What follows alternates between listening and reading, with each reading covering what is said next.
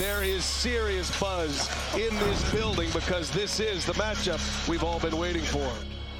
Doncic, and immediately turns to the Mavericks bench. What a pass by Luka. So weird at moments. Felt like I don't know what I was doing. Perfect pass from Luka. We understood as his teammates that we wanted to try to get this win for him. 3 in a row for the Lakers. Luka Doncic's first triple-double as a Laker. Triple dub. Happy I was able to help him get his win. Luka Doncic came out of the gates firing in his revenge game against the team that traded him just over 3 weeks ago. Chiney here with the crew, Lakers, Mavs, and the anticipated matchup with Luka Doncic. Y'all saw the car, 77 in purple and gold, right in front of Crypto.com, and free parking, courtesy of the Jordan brand. Now, Nico Harrison on hand watching Doncic. Things a little bit awkward, guys. Luka and Kyrie, though, they shared a brotherly moment. Former teammates for the first time squaring up. Now, early first, Luka gets inside for the layup, his first points against his former team, but then less than a minute later, Doncic, he drives. He thinks he's fouled. I'm not gonna lie, he was absolutely fouled. He was absolutely fouled, but then he does get teed up for having some choice words with the officials. I think we all saw what they were. It was as foul as a foul could be. And not once did he say, my bad, I missed the call. You missed it. Yeah, that was tough, but guess what? He kept his head in it, Perk. Second quarter, he drives and throws it to Austin Reeves. And knocked down the tray ball, this beautiful basketball. There go the emotions. There you go. There he hit the three, and then he turns to the bench and screams emotionally.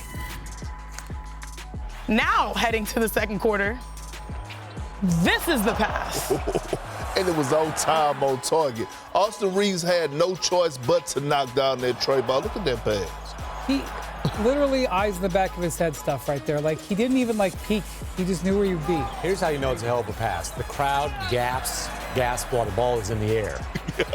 Right. Yeah, and speaking of the gas, a moment of silence. So did the crowd with some chants.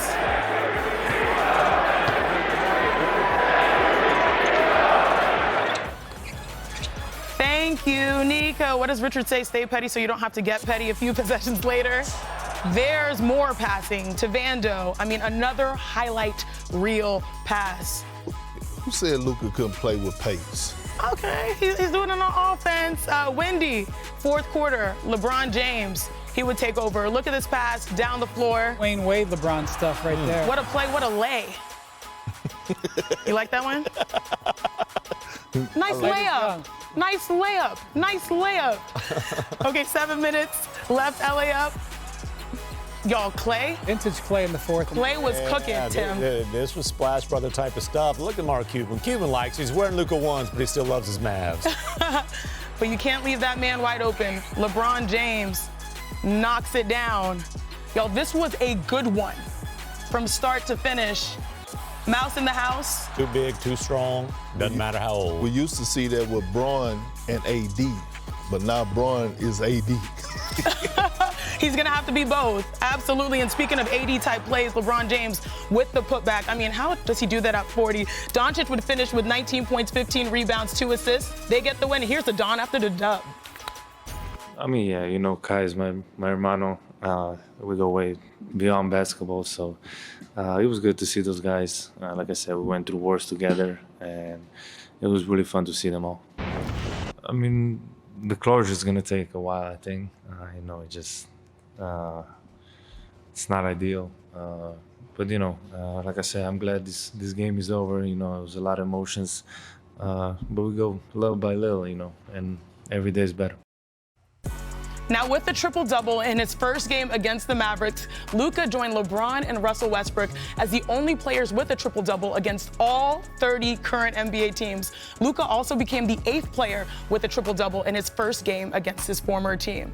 And here's the crew: Kendrick Perkins, Windhorst, Tim MacMahon. And let me start with you, Brian. What was your biggest takeaway from being in the arena and seeing that action unfold? The pregame situation was one of a kind. I've never seen anything like it. Nico is out there wearing a bright blue suit. This doesn't even give it in the theater lighting, it was popping. It was electric blue. Out comes Luka. MacMahon, tell him why he's doing push-ups. Yeah, now the push-ups, this isn't, hey, Nico, look, I can do push-ups. I'm in shape now. He takes half-court shots during his pregame every time. If he hits one, the assistant's got to do the push-ups. If he doesn't, he's got to do the push-ups. But it was like a prize fight. Everybody knows when the music turns off, the Slovenian music comes on, it means Luka's coming out for the warm-up. It's like, here he comes. He did this in Dallas. So Nico's out there in his spot. Music comes off. Here comes the Slovenian music. Here comes Luka. Now everyone's watching. What's going on? They get within what, MacMahon? 15, 20 feet of each other? Yeah, and I'd say this. There was never any eye contact. But Luka is... No, wait a minute. You can't give credit for Luka throwing a pass behind his head, not even looking. Oh, he's got the vision. He knows exactly where he is. Yeah. And the lack of eye contact was completely intentional.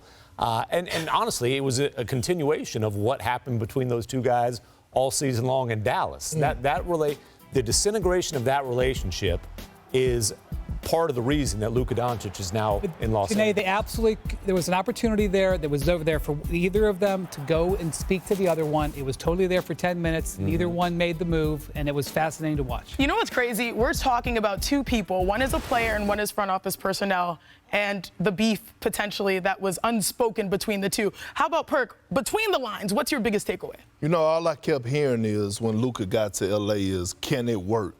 Can LeBron James and Luka Doncic play together? And the answer is hell yeah, they can. Yeah. Can LeBron James play off the ball? Hell yeah, he can. Can LeBron James take a backseat to Luka? Hell yeah, he can, and he will. And look, I don't look at the first, second, and third quarter. I looked at the fourth quarter when it mattered the most, and I'm glad that Dallas put up a fight and challenged them because we saw the two-man game between the two superstars and Luka and LeBron, and it was a beautiful thing to see. All of a sudden, we saw LeBron James become a screener for Luka. Perk, my biggest takeaway, honestly, when it comes to Luka Doncic was his passing. He had 12 assists, again, his first triple-double as a Laker. But as we break it right down, we all know J-Kidd had something in his bag. He's not going to let Luka go off against his former team, so they send 3 players at him. This makes things easy. Great pin-in screen along the baseline to create an open look for Rui Hachimura. And so you're able to get that cross-court pass because Luka is so good passing the ball. I said it before. Luka has one of the greatest gravitational forces in the NBA based off of his scoring proficiency. Last year at 34 points per game. Another possession here. All right, you're caught a little bit ball watching because you're trying to see what Luka Doncic does, and instead that puts you in a split decision trying to guard 2. So what does Luka do? No look to the corner. Another knockdown for Jay Vando. Those are threes that are really important for them to get people going on the outside, but more importantly, it starts with Luka Doncic being that secondary ball handler that LeBron James has always wanted and needed. Exactly, and he's actually the primary ball handler. You saw all these highlights show Luka with the ball distributing it.